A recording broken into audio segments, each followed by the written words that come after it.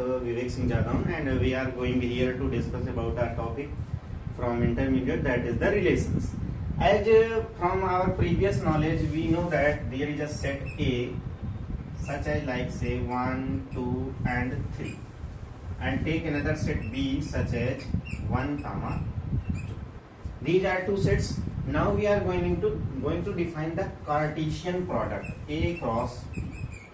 A cross B can be written as first term 1 with first term of another set, then this term again with second term. That is, we are taking every term with the every term of the second set with, and they are known as ordered pairs 2, 1, 2, 2, then 3, 1 and 3, 2. We have to make 1, 1, 1, 2, 2, 1, 2, 2, 3, 1, 3, 2. This is known as Cartesian product, and the members such as like 1, 1 or 1, 2, these are known as ordered pairs. These are known as ordered pairs. And in case of any ordered pair, if someone is saying that xy equals to AB, it is true only if x equals A and y equals B. They have to separately equate for equating themselves, right? This is the basic idea of the Cartesian product. After knowing it, if we are going to apply any condition on the set, such as like I am taking a subset R such as xy such that x belongs to A, y belongs to B, and x is less than y. This is the condition. R is xy such that x belongs to A, y belongs to B, x in y. Search all the elements which are supporting the condition x less than y. R 1, 1 equal 1, 2, yes it is less than 2, 1 not qualified. Only one ordered pair we have, R equals 1, 2. This is the subset of this set, and also allowing the conditions, so we can say that R is a relation on A cross B. R is a relation on A cross B. Next, apply any other condition, say that S such as xy again, and I am saying that x equals y plus 1.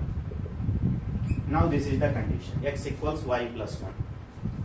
Here anyone is following this term, s is 2, 1, and here we can get 3, 2. These are the two ordered pairs which are following the conditions x equal to 2, 1 and 3, 2. So we can say that this is also a relation, S is a relation on A cross B. Right. These are the two kinds of relation. If we are going to define any other relation, such as like you are defining R equals, say this is the T equals xy such that x belongs to A, y belongs to B. This is the only condition, not any other condition is applied on that. So you can see that all the ordered pairs come in the relation. Such a kind of relation is known as universal relation. Such a kind of relation is known as universal relation, and it is denoted generally by U. Next one, we can consider such another relation, say phi equals xy such that x belongs to A, right? X belongs to A, y belongs to B. It is trivial. We are saying that y equals x plus 3. Y equals x plus 3. Any ordered pair from this not supporting to this condition, such a kind of relation is known as empty relation. These are the basic types of relation which are discussed in the 11th class, such as what is the relation, then universal relation, empty relation, or wide non-wide relation, whatever you want to say. Now we have to focus on the three terms. One is known as domain, another is range, and and third term is codomain. What are the domain, range and codomain of a relation? Such as like choosing this R. We are choosing this R. The range, the domain of any relation is defined as, domain of R is X such as X belongs to R.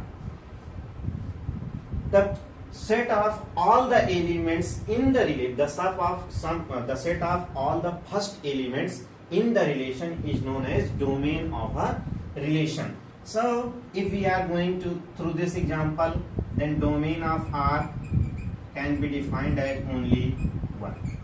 But if you are searching for the domain of S, it will be 2, 3, both. These are the points on the domain. But if we are searching for the domain of the T, with the same example we are proceeding, we are getting the domain is here whole set 1, 2, 3. From first and second, you can say that domain is always a subset of the first set taken in the relation. Right? We have discussed what is the Cartesian product, writing the words in writing the terms in the form of ordered pair. By applying the condition, we can get a subset that is known as the relation. Here are some relations. These are the general relations, some special relation, universal relation and empty relation. Then we are going through the domain of a relation. Domain is defined as the set of the all the first elements of a set which are part of the relation. Same way we are going to define another property, that is the range. Range of a relation, again it is defined as Y such that Y belongs to Y such that XY belongs to R. And yes, here we have to modify a little bit, X such that XY belongs to R. That is the sum of all the second elements which are part of the relation. They are forming the range of any relation. From above example, if we are going to define the range of R, the range of R, what are here? Only 2 is there. The second set element, that is 2. 2 is the range of R. Again we have range of S. If you are going to define the range of S, here we have 1 and 2. Both are part of the range. And here the third one relation for T, if we are going to define range of T, so it will be again given as whole 1. Range R, range S, range T, all are the subset of B.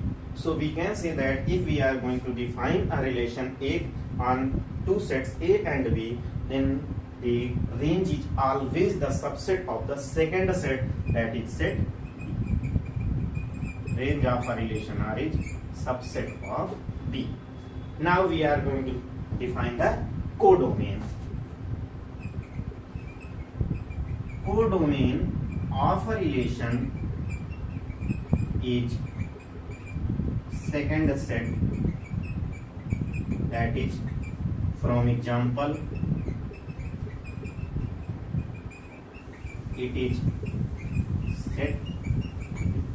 These are the basics of the relation, and this is the whole criteria for the class 11th, and we can define 1 or 2 more specific relations, but in general these are the relations, right?